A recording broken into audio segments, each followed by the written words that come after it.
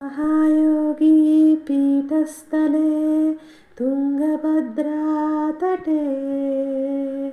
सूक्ष्मकास्यां सदा समन्तीं महायोगी ब्रह्मे शिवमाङ्कसंस्थां शरश्चन्द्रबिम्बां भजे जोगुलाम्बां नमोऽस्तुते।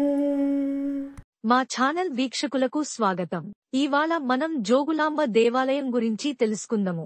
దేశంలోని 18 శక్తి పీఠాలలో 5వ శక్తి పీఠం జోగులాంబ దేవి ఆలయం. జోగులాంబ దేవాలయం తెలంగాణ రాష్ట్రం జోగులాంబ జిల్లాలోని అలంపూర్లో ఉన్నది. అలంపూర్ దక్షిణ కాశీ క్షేత్రంగా పరిగణించబడుతుంది. జోగులాంబ ఆలయంలోని ప్రధాన దేవతలు జోగులాంబ మరియు బాలబ్రహ్మేశ్వర. జోగులాంబ దేవత శవాలపై తేలు, కప్ప మరియు తలపై బల్లితో కూర్చుని కనిపిస్తుంది. ఆమె నాలుకతో బయట విస్తరించి ఉన్న అవతారంలో కనిపిస్తుంది. యోగాలో సిద్ధిని ఇచ్చే ఉగ్ర దేవత యొక్క అవతారం, అందుకే జోగులాంబ అని పిలుస్తారు. యోగులాంబ యోగుల అమ్మ జోగులాంబ సతీదేవికి చెందిన పైపళ్లు పడిపోయిన శక్తిపీఠంగా ఈ జోగులాంబ దేవాలయం పరిగణించబడుతోంది.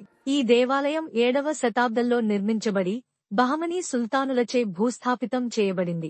విజయనగర చక్రవర్తి 2వ హరిహరరాయలు బహమనీ సుల్తాన్ సైన్యంతో పోరాడటానికి తన సైన్యాన్ని పంపాడని, తదుపరి దాడులను ఆపడానికి దేవాలయ సముదాయాన్ని పటిష్టపరిచాడని చరిత్రకారులు చెబుతున్నారు. ఈ దాడిలో దేవాలయం దెబ్బతినడంతో జోగులాంబ అమ్మవారు ఆమె శక్తి రూపాలైన చండీ, ముండీలను సమీపంలోని నవబ్రహ్మ దేవాలయ సముదాయంలోని బాలబ్రహ్మ దేవాలయానికి తరలించి దాచిపెట్టారు. అప్పటి నుండి 2005 వరకు అమ్మవారు ఇదే దేవాలయంలో కొలువై పూజలు అందుకున్నారు.